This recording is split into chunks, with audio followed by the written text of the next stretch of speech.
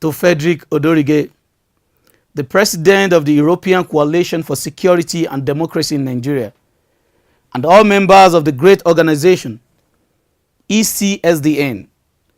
We would like to say a big thank you for all your effort towards the struggle of a new, truly liberated Nigeria.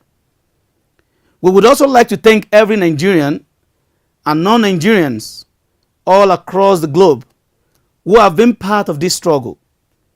We want you all to know that by the special grace of God, our labor will not be in vain. For some time now, we have been following the Nelson M46664 YouTube channel, the channel for the #No movement, the movement of the prestigious ECSDN organization. And we have seen how much you love your country and the effort you have been channeling towards the betterment of our nation, Nigeria. Once again, we say thank you so much for everything.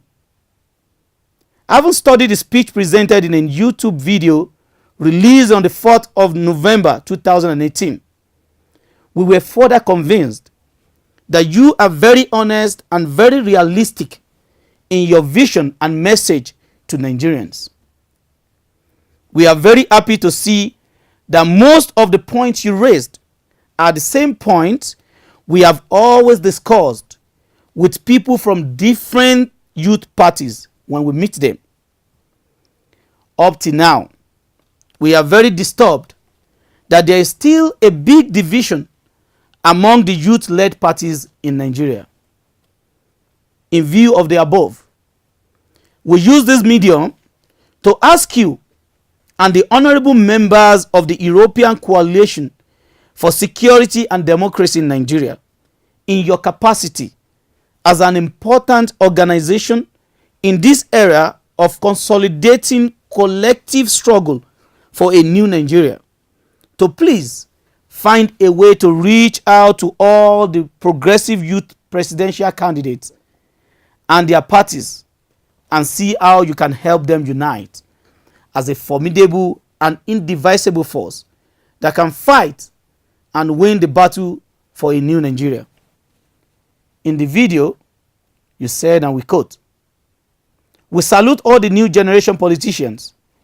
We salute your courage and dogged commitment for a new Nigeria.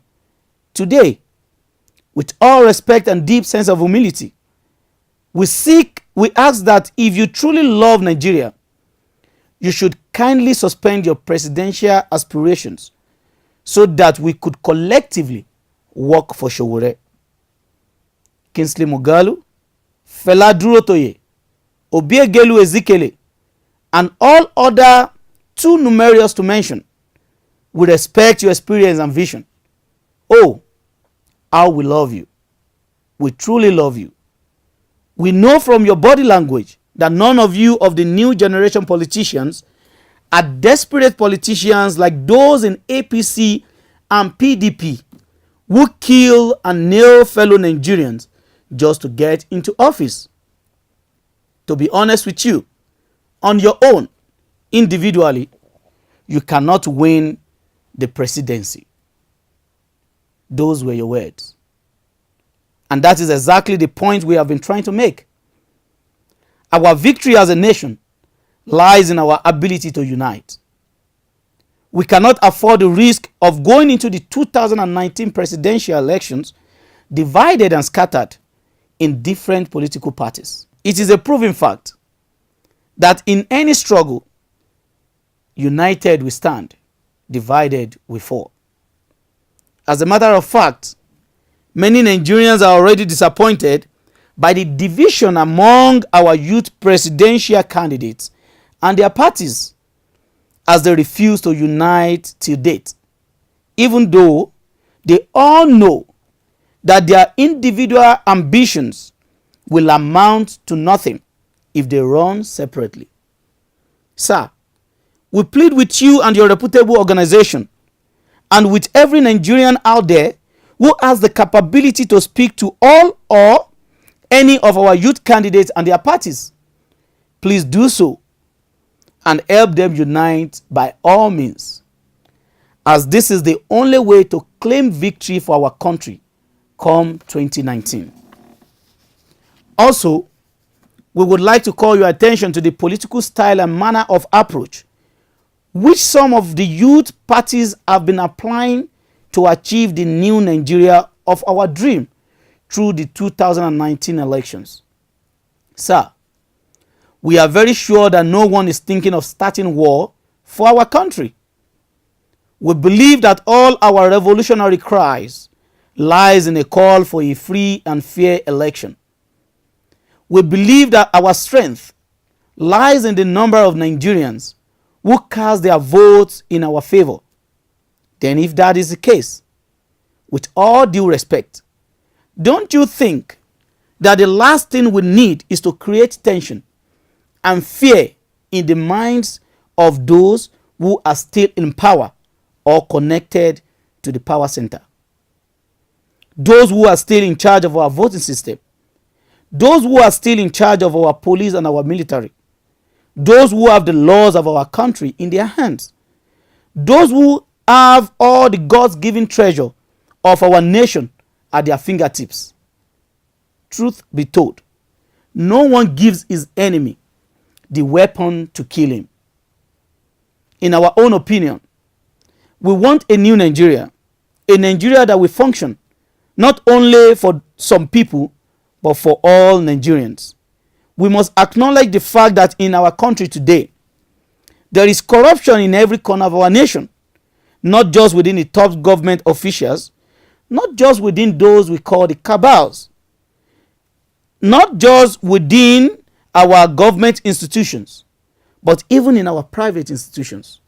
Yes, some Nigerians may be seen as the fathers and mothers of corruption, but truly speaking, they would never have been successful in any corruption they attempt if they are always met with non-corrupt Nigerians. The truth is, corruption has prevailed in our nation through the years because an average Nigerian is corrupt. Let us agree that our president steals. Let us agree that our senators steal. Let us agree that our federal representatives steal. Let us agree that our governors steal, that our local government chairpersons steal, that our ministers and ambassadors all steal. But then, what happens when money gets to those in offices where the main duties of offices are meant to be discharged? The people we think are the only problems of our country are not in many of our institutions and parastatals. Yet, there are a lot of corruption going on daily in our schools, in our hospitals, our borders, our seaports, our airports, within our security forces, in our power ministries, in our water ministries, transport ministries, banking and other financial sectors, and many other public sectors. What happens when those in charge of the port authorities, revenue collection, oil, gas, and petroleum ministries, licensing office, and all others get money on behalf of the government? How much of that money is remitted to the government's account? Even the fund recovered by the so-called EFCC has no significant effect on our economy. What about the private sector? What happens in our private institutions and companies where common Nigerians are employed? An average Nigerian wants to be like the boss, live like the boss, and even be the boss the same day he or she is employed. The hard economic situations of our country have driven us to a state of little or no patience. Only few Nigerians have the patience to build wealth. Most of us want immediate financial breakthrough. Everyone wants to be overnight billionaires with little or no regard for tested system and straight process. It is true that our politicians have brought us nothing but shame in the eyes of the world. But then, do we forget that there are many Nigerians equally in foreign prisons for different kinds of crimes? So, does it truly look like the only corruption in our country is being perpetuated by the few people we call the cabals? if we are truly honest. Corruption in our country cuts across almost every family. And that is the main reason why we should put our past behind us and chart a straight path to a Nigeria that works for all. As it stands today, an average Nigerian needs an immediate solution to the fear of the unknown, our fear of financial instability. Today, our economy is so bad that people are so afraid of what may happen if they don't quickly build their homes, if they don't quickly buy their cars, if they don't quickly steal enough money for food, if they don't steal enough money for education, for their unborn children, and the list goes on. Now, if we promise to revenge and inflict punishment on those who have wronged our nation, how many millions are we truly speaking about? Or does it mean we only count the big and known corruption as crime and forgo those in our local, state, and federal government offices who are the main people whose actions and inactions disrupt the system and potentials for a better Nigeria that truly works for all? We as a people are all guilty of whatever has gone wrong with our nation. No one is left out. Even our so-called religious places are so compromised that they are part of our problems. Therefore, we would like to urge every one of us to please, let's go off the anger of the mistakes of the past. Yes, we are all angry. But let us find a space within our hearts to forgive and move our nation forward. We should preach a Nigeria that is ready to forgive those whose actions have led us to the present critical situation. We should not let our emotions overrule our judgments. And as adults, we know that when decisions are made out of anger, most often, nothing good comes out of it. Yes, we have the so-called cabals who are believed to be the causes of our major problems. But we fail to realize that without us, the Nigerian people, there will be nothing like the cabals. Why so? We are the cabals. The cabals start from all of us. Because without us, no cabal will be able to steal ballot boxes. Without us, no cabal will be able to steal and walk freely out of the court. Without us, there is no way the corruption epidemic we have in our country today could have reached its current state. We, the Nigerian people, are the cabals, not just a few people we have sensationally tagged as the cabals. Think of it. Those we now call cabals came out of us. They are now the prominent subgroup from one larger group who have perfected and upscaled every evil we do in small scale and spaces. So, when we speak of a new Nigeria, we should be true to the term new, a Nigeria that is starting as if it has never existed. We should start making plans on how to ensure that the mistakes of the past are never repeated, that no one is able to steal in any office in the new Nigeria, that we treat every crime of corruption in the new Nigeria as murder, that the people who would face the highest punishment of the law would be those who try any form of corruption in the new Nigeria. That is the Nigeria we should all look forward to. A Nigeria that even those called the cabals today will anticipate, rather than making them have the fear of seeing such a day. Please, people, let us make peace with those who have wronged us. They are there in all our institutions. They are there in our families. Let us rather use the energy we plan to expand on witch hunting and probing past ills to pursue and execute a new vision of a great Nigeria. Let us rather work towards building a foundation where no corruption can stand upon. The Nigerian cabals will not have problem being part of the new Nigeria if the new Nigeria will also enable them to invest all they have stolen in the same country and create employment for our people. They will not have problem resigning and let our youth take us forward if they also have assurance of a Nigeria that will protect them as Nigerian citizens, rather than a Nigeria that will crucify them.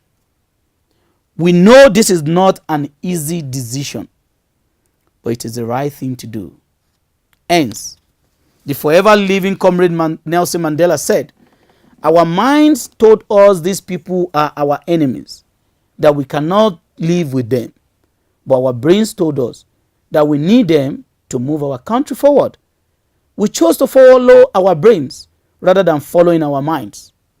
We cannot achieve a new Nigeria if we deal with matters out of anger. Only peace and unity will get us there. We want unity, we want peace. We want a revolution that will keep everyone smiling, not just some of us. We hope Omoyele Sowore, the people of the European Coalition for Security and Democracy in Nigeria, and all Nigerians who are still spreading the message of punishment will reconsider and find a way to meet all these powerful politicians called the cabals and find a way to make peace with them. We are all Nigerians. We have all participated in creating our problems. It will take all of us to create a nation that we all want. War and division will lead us nowhere.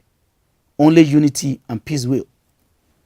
I am Kosim Bankole, the founder and president of Freedom and Development Movement, South Africa. God bless you all. God bless Nigeria. And God bless our African continent.